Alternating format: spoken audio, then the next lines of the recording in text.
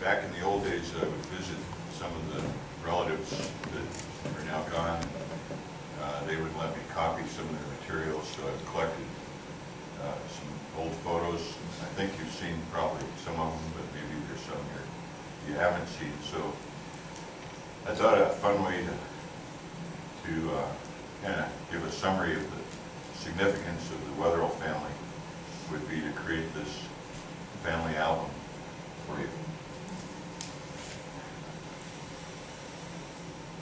And on the front page I put this old tintype of BK and Marion, and I assume this is Alice, the daughter that died young. And I dedicated this to BK and Marion. As I study the western branch of the family, I see that there's kind of a phenomenon that BK and Marion's children and their spouses did a lot of remarkable things, and I can't help but think a lot of it was due to the influence of their parents.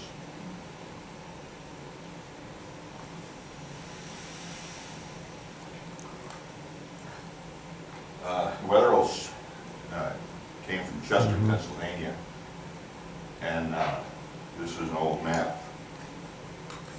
Chester is here. This is West Philadelphia, so it's just down on the outskirts of Philadelphia. Actually, I learned that the BK and his brothers and sisters weren't actually born in Chester. They moved there when they were young, but they were all born in that area of Pennsylvania. This is the Quaker meeting house that they went to when they were growing up, just down the street from where they lived. And it's still there. I had pleasure of visiting it. This is where the elders of the family are buried. So if you're ever out in the Philadelphia area, I would recommend going by Chester and trying to find the Quaker meeting house and checking out the grave sites. This is the house that DK and his brothers and sisters lived in when they were young. It's still standing in Chester. Quite a nice place. And this is the Westtown boarding school, not too far away, that several of the younger members of the family attended. It was kind of like a high school education, Quaker boarding school. Taught liberal education, and I'm sure they had Quaker teachings also.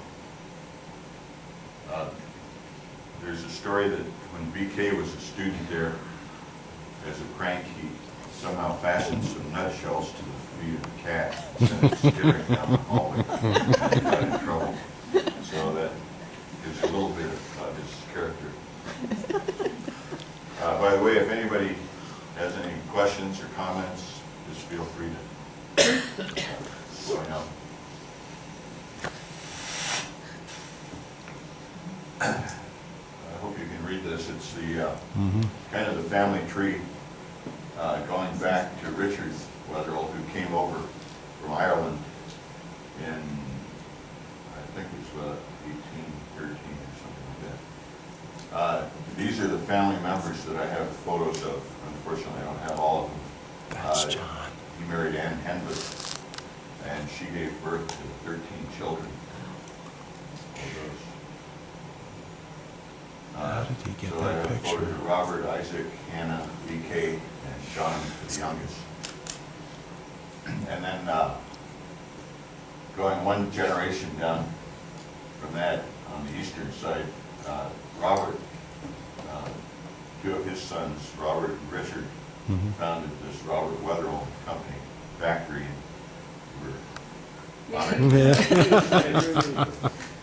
of Robert here. And I included these two photos of John. This is John when he was older, and his wife Eliza.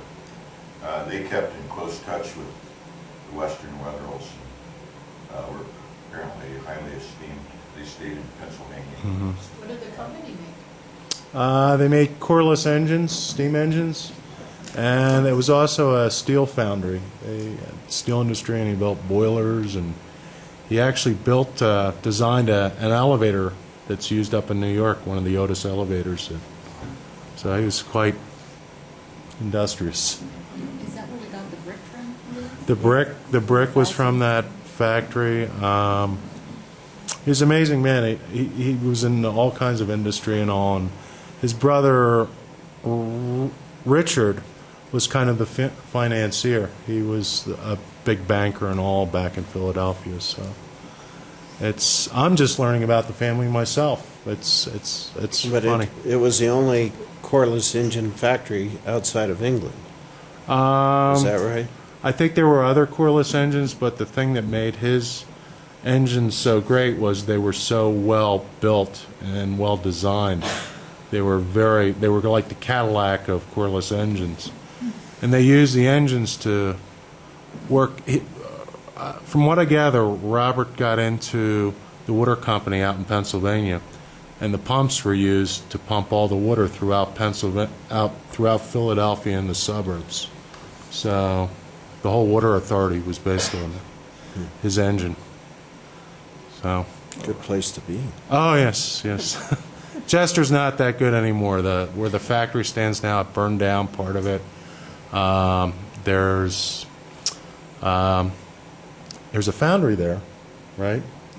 Yeah. That's pretty neat, and it's definitely, if you get a chance, I'll take you out there and show you some of the sites. What is a cordless engine? It's a particular type of steam engine.